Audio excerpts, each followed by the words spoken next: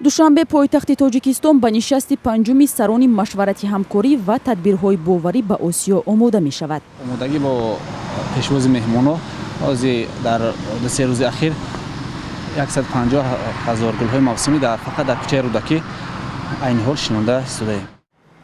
дар майдони марказӣ дар шафати бинои парлумон рамзи дӯстии ин нишаст ҳам бунёд мешавад.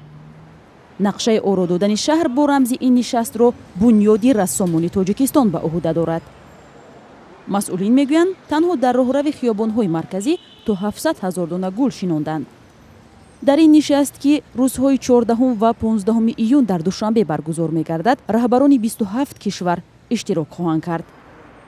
он чизе ки сокинонро аз ин саммит умедвор кардааст, сафари президенти ҷумҳурии исломии Эрон ба Тоҷикистон аст. боварӣ дорам, ки он камбудиҳое ки дар як муддати муайян дар хусусиятҳои сиёсию иҷтимоии ҷумҳурии Тоҷикистон баъди ин ду кишвар омад, рафъ хоҳад гашт ва ин ду кишвари бо ҳам дӯсту бародар метавонанд, ки дар пойҳои милбаъдии инкишоф яъне равнақи сулҳ ва бародариро авҷ диҳанд ва барои беҳтар шудани муносибатҳои ду кишвар саҳми арзандаро гузоранд.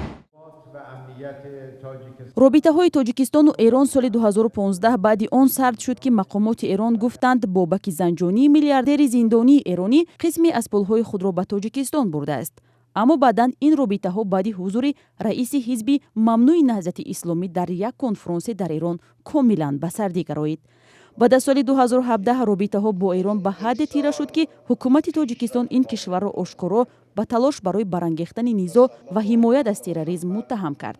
Эрон нахустин кишварест, ки соли 1992 истиқлолияти Тоҷикистонро ба расмият шинохт ва сафоратхонаи худро дар Душанбе ифтитоҳ кард.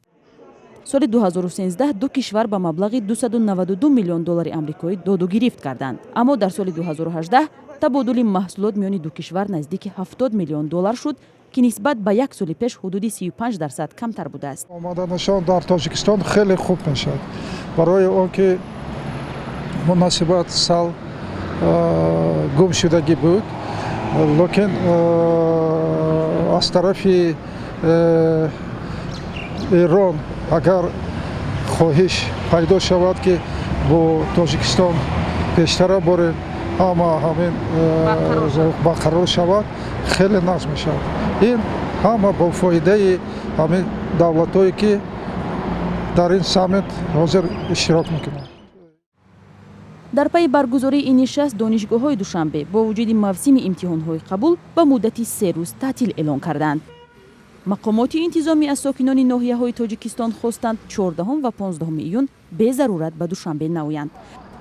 дар ин 2 рӯз бо мошин ба ҷои кор ё дигар маҳал нараванд ва аз нақлиёти умумӣ истифода баранд.